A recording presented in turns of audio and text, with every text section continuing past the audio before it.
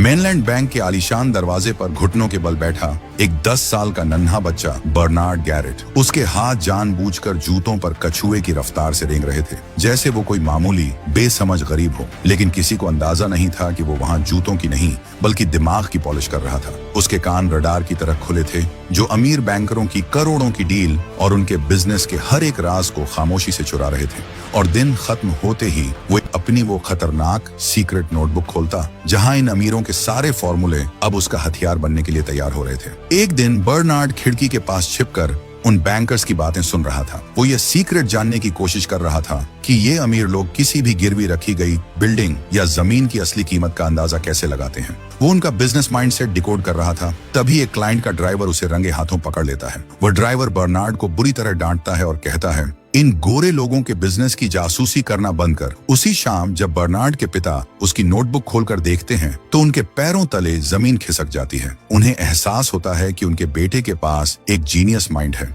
लेकिन एक कड़वी सच्चाई भी थी। पिता भारी मन से कहते हैं कि उसके कभी अमीर होने की संभावना बहुत कम है, क्योंकि गोरे लोग उसे कभी आगे बढ़ने ही नहीं देंगे। 15 साल बीत जाते हैं। बर्नार्ड ने अपनी दिन रात की मेहनत से कुछ पैसे जोड़े हैं। वह अपनी पत्नी और छोटे बेटे के साथ टेक्सास के उस कट्टर और घुटन भरे माहौल को छोड़कर सपनों के शहर लॉस एंजल्स चला आता है। यहाँ अगले ही दिन से बर्नार्ड अपनी धुन में लग जाता है। वह लॉस एंजल्स के पूरे रियल एस्टेट मार्केट को खंगाल डालता है, कीमतों पर मोल भाव करता है और रातों की नींद हराम कर देता है। आखिरकार उसकी नजर एक अपार्टमेंट बिल्डिंग पर पड़ती है, लेकिन एक बहुत बड़ी समस्या थी। वह बिल्डिंग एक कट्टर गोरे पड़ोस में थी और उसे भारी मरम्मत की जरूरत थी। बर्नार्ड के पास सिर्फ बिल्डिंग खरीदने भर का पैसा है।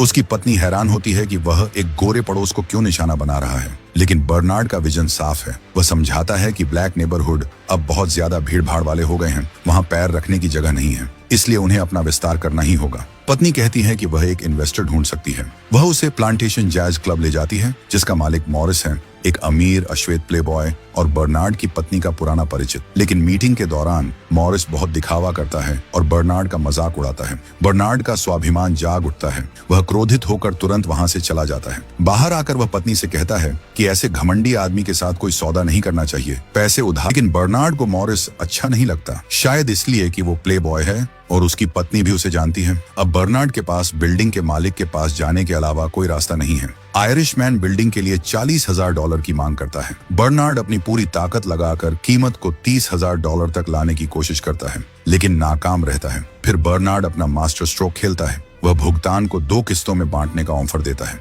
$30,000 तुरंत और बाकी $10,000 तब जब बिल्डिंग पूरी तरह से किराए पर उठ जाएगी। आयरिशमैन पूछता है कि किराएदार कहां से आएंगे। बर्नार्ड कहता है, ब्लैक कम्युनिटी के डॉक्टर, वकील और टीचर, वो लोग जो उन गंदी बस्तियों से बाहर निकलने के लिए जगह ढूंढ रहे हैं, उन्हें मैं यहाँ ला सकता हूँ। बर्नार्ड दोपहर बर्नार्ड उस बैंक में पहुंचता है, लेकिन बैंक की रिसेप्शनिस्ट उसके चेहरे पर सफेद झूठ बोलती है। वह उस अश्वेत व्यक्ति को किसी भी तरह बैंक से बाहर निकालना चाहती थी। वह कहती है, मुझे माफ करें, मिस्टर रीड बाहर हैं। बर्नार्ड शांति से कहता है, मेरी नजर काफी अच्छी है और मैं उनकी मेज पर रखी नेम प्लेट साफ पढ़ सकता हूँ। रिसेप्शनिस्ट चिढ़कर कहती है, माफ करें, मेरी जुबान फिसल गई थी, मिस्टर रीड अभी आपसे नहीं मिल सकते। बर्नार्ड हार नहीं मानता। वह बैंक के बाहर सड़क पर कई घंटों तक मैनेजर का इंतजार करता है। काम खत्म होने के बाद जब मैनेजर बाहर आता है तो बर्नार्ड उसे सड़क पर ही रोक लेता है और पूरी डील समझाकर लोन की मांग करता है, लेकिन बात नहीं बनती। शाम को बर्नार्ड पूरी तरह टूट चुका होता है और हार मानने वाला होता है। तभी फोन की घंटी बजती है। लाइन पर वो आयरिशमैन था। वह गुस्से में पूछता है, क्या तुमने बैंक में मिस्टर रीड से लोन लेने के लिए मेरे नाम का इस्तेमाल किया? Yes. लेकिन अगले ही पल वह बर्नार्ड को एक ऐसी खुशखबरी देता है जिससे बर्नार्ड की आंखों में आंसू आ जाते हैं। वह बताता है कि मैनेजर उसे लोन दे देगा, क्योंकि वह आयरिशमैन खुद उसका गारंटर बनने के लिए तैयार है। वह बर्नार्ड के जुनून और जिद से इतना प्रभावित था कि उसे यकीन हो गया था कि ऐसा इंसान बिजनेस में कभी नहीं हारेगा। डील पक्की होने के बाद बर्नार्ड की पत्नी उसे एक छोटी जीत का जश्न मनाने उसी मॉरिस के जैज क्लब में ले जाती है। इस बार मॉरिस खुद बर्नार्ड के पास आता है और अपने अंदाज में बातचीत शुरू करता है। मॉरिस दिल से स्वीकार करता है कि उसे बहुत खुशी होती है जब अश्वेत लोग सफल होते हैं और उसे बर्नार्ड के अंदर एक बहुत बड़ा और सफल इंसान दिखाई देता है। बिल्डिंग के एक अपार्टमेंट में रहने चला जाता है। उस बुजुर्ग महिला को यह बिल्कुल बर्दाश्त नहीं होता कि वह किसी अश्वेत के साथ एक ही बिल्डिंग में रहे, इसलिए अगले ही दिन वह घर छोड़कर चली जाती है। लेकिन वो घर खाली नहीं रहता। कुछ ही समय में वहां एक बेहद अमीर अश्वेत महिला किराएदार बनकर आ जाती है। बर्नार्ड तय समय पर आयरिशमैन का पाई चुका देता है। आयरिशमैन बर्नार्ड के जीनियस दिमाग का फैन हो जाता है और उसे 50-50 पार्टनरशिप का ढांसू ऑफर देता है। उनका मास्टर प्लान एकदम साफ था। उस दौर में अमेरिकी लोग आयरिश लोगों से भी चिढ़ते थे और उनके साथ बिजनेस करने से कतराते थे। इसलिए तय हुआ कि फोन पर सारा मोल भाव और गणित का खेल बर्नार्ड संभालेगा। लेकिन जब सौदे पर साइन करने की बारी आएगी तो आयरिशमैन अपना गोरा चेहरा लेकर आगे जाएगा। दिमाग बर्नार्ड का और चेहरा आयरिशमैन का, ये सीक्रेट जोड़ी मार्केट में छा जाती है। उनका बिजनेस आसमान छूता है और अपनी इसी कामयाबी से बर्नार्ड अपनी पत्नी को एक आलीशान घर गिफ्ट करता है। लेकिन सफलता का यह सफर अचानक रुक जाता है। बर्नार्ड के पार्टनर आयरिशमैन की अचानक मौत हो जाती है। जब बर्नार्ड अपना आधा हिस्सा मांगने उसकी गोरी पत्नी के पास जाता है तो वो उसे मार्केट से 4 गुना कम कीमत थमाकर उसकी औकात दिखाती है। उस साफ की करोड़ों की वो पार्टनरशिप सिर्फ जुबानी थी, कागजों पर कहीं नहीं। बर्नार्ड एक खौफनाक चक्रव्यूह में फंस चुका था। या तो वो चुपचाप इस भीख को कबूल कर ले या मुकदमा करे जिसमें उसकी हार पक्की है। गवाह की तलाश में बर्नार्ड बैंक मैनेजर के पास जाता है, लेकिन मैनेजर उससे मिलने से ही इनकार कर देता है क्योंकि वह पहले से ही उस आयरिशमैन की पत्नी के साथ काम कर रहा था। बर्नार्ड निराश होकर बैंक से बाहर निकलता है, लेकिन तभी मेन डोर पर लगे एक बड़े साइन बोर्ड पर उसकी तेज नजर ठहर जाती है। उस पूरी गगनचुंबी इमारत में दर्जनों बैंकों के ऑफिस थे और बस यहीं उस अपमान की राख से एक ऐसा खौफनाक और पागलपन भरा मास्टर प्लान जन्म लेता है जो अमेरिका का इतिहास बदलने वाला था। क्यों न इस पूरी बैंक बिल्डिंग को ही खरीद लिया जाए ताकि इसके अंदर बैठा कोई भी बैंकर अपने ही मालिक को अनदेखा करने की जुर्रत न कर सके। चोट खाए हुए अहंकार और इस मास्टर स्ट्रोक को लेकर अगले दिन कैफे में मैट उदास बैठा होता है। उसे उदास देखकर उसकी स्कूलमेट उसके पास आती है जो वहां वेट्रेस का काम कर रही है। वो पूछती है, क्या हुआ मैट? तब मैट कहता है कि मैं परेशान हूँ, मुझे पार्टनरशिप ऑफर हुई है, एक्सेप्ट करूं या ना करूं।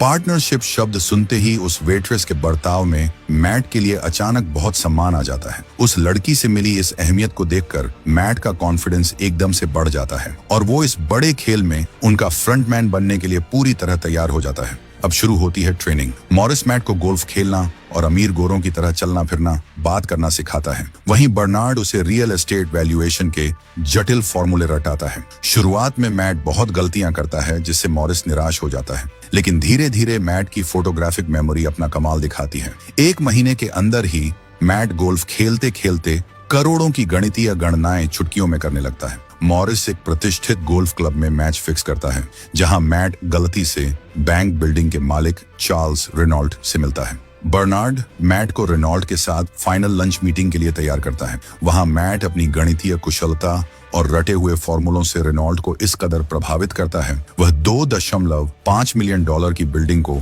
मोल भाव करके 1.5 मिलियन तक ले आता है। इस जीत के बाद वे रुकते नहीं, वे लॉस एंजल्स के उन पॉश इलाकों में थोक के भाव इमारतें खरीदने लगते हैं जहां अश्वेतों का जाना माना था। उनके पास अब 177 इमारतें हो चुकी थीं और उनका रसूख इतना बढ़ गया कि उनके अपार्टमेंट के उद्घाटन में खुद देश के उपराष्ट्रपति लिंडन बी जॉनसन मेहमान बनकर 1963। बर्नार्ड अब एक बेहद सफल और अमीर बिजनेसमैन बन चुका है। वह अपने पिता से मिलने टेक्सास के एक छोटे से शहर में आता है। टेक्सास उस वक्त अमेरिका का सबसे कट्टर राज्य था जहां अश्वेत लोगों के प्रति नफरत से भरा रवैया बिल्कुल नहीं बदला था। उसका पिता कहता है कि उसे अपने बेटे पर गर्व है। बर्नार्ड उसे समझाता है कि कैलिफोर्निया में अश्वेतों के लिए जीना बहुत आसान है, लेकिन पिता एक कड़वी सच्चाई सामने रखता है, मुझे नहीं लगता कि यह कैलिफोर्निया है। ये शब्द बर्नार्ड के अंदर कुछ जगह देते हैं। अगले दिन महंगे सूट पहने हुए बर्नार्ड अपने बेटे के साथ अपने शहर की सड़कों पर निकलता है। बेटा हैरान है, लोग उन्हें ऐसे घूर रहे हैं जैसे उन्होंने कोई भयानक गुनाह कर दिया हो। बर्नार्ड कहता है, मुझे अफसोस है कि तुम्हें ये सब देखना पड़ रहा है। चलते चलते वे मेनलैंड बैंक के पास पहुंचते हैं। ये वही जगह है जहां बर्नार्ड बचपन में जूते पॉलिश किया करता था और चुपचाप अमीरों की फाइनेंशियल बातें सुनकर उनके करोड़ों के सीक्रेट्स बटोरता था। वह वहां के स्थानीय जूता पॉलिश करने वाले लड़के से कीमत पूछता है। लड़के का जवाब बर्नार्ड को अंदर तक चीर देता है। वो कहता है कि मैं सिर्फ गोरे लोगों के जूते पॉलिश करता हूँ। शाम को बर्नार्ड अपनी पत्नी को कहता है वह बैंक खरीदना चाहता है ताकि टेक्सास में अश्वेत लोगों को एक सभ्य जीवन जीने का मौका मिल सके। टेक्सास के गोरे बैंकर्स जानबूझकर इतना भारी ब्याज लगाते थे और ऐसी शर्तें रखते थे कि कोई भी अश्वेत इंसान कभी लोन चुका ही ना पाए। उनका मकसद साफ था, अश्वेत लोग कभी खुद का बिजनेस खड़ा ना कर पाएं और हमेशा उनके गुलाम बने रहें। यह सिर्फ नाइंसाफी नहीं थी, बल्कि उन्हें उनके हकों से दूर रखने की एक गहरी और घटिया साजिश थी। वे बैंक के मालिक रॉबर्ट फ्लोरेंस के साथ एक बैठक में मैट को लाते हैं। मॉरिस एक ड्राइवर के भेष में मैट के साथ जाता है। बैंक का मालिक एक शर्त के साथ एक सहमत राशि के लिए अपना व्यवसाय बेचने के लिए तैयार है कि उसका बेटा रॉबर्ट फ्लोरेंस जूनियर एक क्रेडिट विशेषज्ञ के रूप में बैंक में ही रहना चाहिए और मालिक के पास 20% शेयर रहेंगे।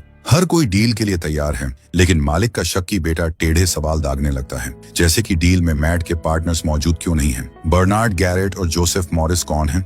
मैट कहता है, सच तो ये है कि वे इतने अमीर हैं कि छोटी मोटी बातों से परेशान नहीं होना चाहते, इसलिए उन्होंने मुझे आगे रखा है। तीर निशाने पर लगा। सौदा पक्का होने के बाद बैंक उनके हाथ में आ गया। बर्नार्ड ने तुरंत अपनी योजना लागू की और गुपचुप तरीके से स्थानीय अश्वेत पादरियों से मुलाकात की। उसने उनसे कहा कि वे अपने भरोसेमंद लोगों को चुनें जिन्हें लोन की जरूरत है, लेकिन शर्त यह थी कि यह बात पूरी तरह गुप्त रहे। धीरे धीरे अश्वेत लोगों को घर और बिजनेस के लिए लोन मिलने लगा और बैंक मुनाफे में आने लगा, लेकिन यह कामयाबी एक तूफान को दावत दे रही थी। फ्लोरेंस जूनियर, जो खुद को उस बैंक का वारिस समझता था, वो मैट पर दबाव बनाने लगा। वह जानना चाहता था कि ये नए लोन किन लोगों को दिए जा रहे हैं। उसने जासूसी शुरू कर दी। अंधेरी रातों में उसने देखा कि कैसे मैट गुप्त रूप से बर्नार्ड से मिलता है और उसे प्रोग्रेस रिपोर्ट देता है। उधर अपना होगा। अगले दिन फ्लोरेंस जूनियर बर्नार्ड से मिलता है और उसे धमकी देता है। वह कहता है कि अगर गोरे ग्राहकों को बैंक के असली मालिकों के बारे में पता चला तो वे अपना सारा पैसा निकाल लेंगे और बैंक रातों रात कंगाल हो जाएगा। जब बर्नार्ड ने उसकी इस धमकी को गंभीरता से नहीं लिया, तब फ्लोरेंस ने अपना आखिरी दांव चला और बैंकिंग अधिकारियों का एक लीगल नोटिस दिखाया। चुपके से सरकार को खबर कर दी थी और अब बैंक पर बहुत बड़ी सरकारी जांच होने वाली थी। खतरा बढ़ रहा था, लेकिन मैट अपनी पत्नी के उकसावे में आकर एक और बैंक ऑफ मार्लिन खरीदने की जिद पर अड़ गया। वह चाहता था कि मेनलैंड के सारे अश्वेत कर्ज इस छोटे बैंक में ट्रांसफर कर दिए जाएं। चतुर बर्नार्ड को यह हंगामा पसंद नहीं था। उसे पता था कि 2 बैंकों को संभालना उनके बस से बाहर हो जाएगा, लेकिन मैट ने ब्लैकमेल का रास्ता चुना। मुझे मालिक बनाओ, नहीं तो मैं काम छोड़कर वापस चला जाऊंगा। बर्नार्ड और मॉरिस को झुकना पड़ा। मैट अब नए बैंक का मालिक था। बर्नार्ड की पत्नी मार्लिन बैंक में सफाई कर्मचारी का भेष बदलकर काम करने लगी ताकि वह मैट की गतिविधियों पर नजर रख सके। बर्नार्ड ने मैट को सख्त हिदायत दी थी, हर कर्ज की दोबारा जांच करना और केवल भरोसेमंद वकील के साथ काम करना। लेकिन अपनी काबिलियत के गुमान में चूर मैट ने सब कुछ नजरअंदाज कर दिया। उसने फ्लोरेंस के सुझाए हुए वकील को रख लिया, वही फ्लोरेंस जिसने उनकी मुखबिरी की थी। मैट ने बिना गहराई से पढ़े गंभीर चेहरा बनाकर लोन पार्टिसिपेशन एग्रीमेंट्स पर हस्ताक्षर कर सरकारी अधिकारी फाइलों को खंगालने लगते हैं। बर्नार्ड, जो वहां एक सफाई कर्मी की वर्दी में था, चुपके से मैट को जवाब बताकर बचाने की कोशिश करता है, लेकिन तब तक खेल हाथ से निकल चुका था। अधिकारियों ने वो सारे बड़े लोन पकड़ लिए जो उस छोटे बैंक की कानूनी सीमा से कहीं ज्यादा थे। नियमों के गंभीर उल्लंघन की वजह से सरकार तुरंत बैंक का कामकाज सस्पेंड कर देती है। उनका पूरा साम्राज्य ताश के पत्तों की तरह ढह जाता है और वो लोग जैसे ही बैंक से बाहर निकलते हैं, FBI की टीम उन्हें गिरफ्तार कर लेती है। वॉशिंगटन की गूंजती हुई अदालतों में मामला अब राजनीति का था। सीनेटर चाहते थे कि इस मामले का इस्तेमाल बैंकिंग कानूनों को और सख्त करने के लिए किया जाए ताकि कोई और बर्नार्ड दोबारा खड़ा न हो सके। मैट को 50 साल की जेल का डर दिखाया गया और उसने अपने ही साथियों की पीठ में छुरा घोंप दिया। उसने गवाही दी कि बर्नार्ड ने उस पर दबाव डाला था। सीनेटर ने बर्नार्ड को भी एक मौका दिया। मान लो कि तुमने अपनी अमीरी के लिए कानून का फायदा उठाया और तुम बच जाओगे, वरना जेल तय है। लेकिन बर्नार्ड गैरेट हार मानने वालों में से नहीं था। सुनवाई के दूसरे दिन उसने स्वीपर की वर्दी के साथ अदालत की आंखों में आंखें डालकर कहा कि यही एकमात्र तरीका है जिससे एक काला आदमी टेक्सास के बैंक में घुस सकता है। उसका भाषण नस्लीय भेदभाव के खिलाफ एक गरजती हुई ललकार थी। नतीजा वही हुआ जिसका डर था। संपत्ति जब्त कर ली गई। जूरी ने उन्हें दोषी माना और 3 साल की सजा सुनाई, पर मैट आजाद रहा। लेकिन बर्नार्ड की यह कुर्बानी बेकार नहीं गई। उनकी इस बगावत ने पूरे अमेरिका को हिलाकर रख दिया। 3 साल बाद कांग्रेस ने फेयर हाउसिंग एक्ट पारित किया। अब पूरे अमेरिका में रंग के आधार पर किसी को भी घर या लोन देने से मना करना सबसे बड़ा जुर्म बन गया था। जब बर्नार्ड जेल से बाहर आया तो वह कंगाल लग रहा था, लेकिन उसके चेहरे पर एक राजदार मुस्कान थी। मॉरिस और उसकी पत्नी को समझ नहीं आ रहा था कि वह खुश क्यों हैं। तभी यह खुलासा होता है कि सुनवाई से ठीक 1 रात पहले मैट ने बर्नार्ड को फोन किया था। मैट ने अपनी गलती मान ली थी। बर्नार्ड को यह अच्छी तरह पता था कि अगले दिन फैसला उनके खिलाफ आएगा और सरकार उनकी सारी संपत्ति जब्त कर लेगी। इसलिए बर्नार्ड ने मैट से एक आखिरी एहसान मांगा। बर्नार्ड ने गुप्त संपत्तियां बेचने को कहा, बल्कि उसने मैट को अपने बचे हुए पैसे सौंपे और कहा कि इससे पहले कि सरकार सब कुछ हड़प ले, तुम इन पैसों से बहामास में घर खरीद लो। कहानी का अंत टेक्सास की धूल भरी गलियों में नहीं, बल्कि बहामास के नीले समंदर के किनारे उन्हीं घरों में हुआ जहां ये दोस्त अब अपनी शर्तों पर आजाद जिंदगी जीने के लिए स्वतंत्र थे।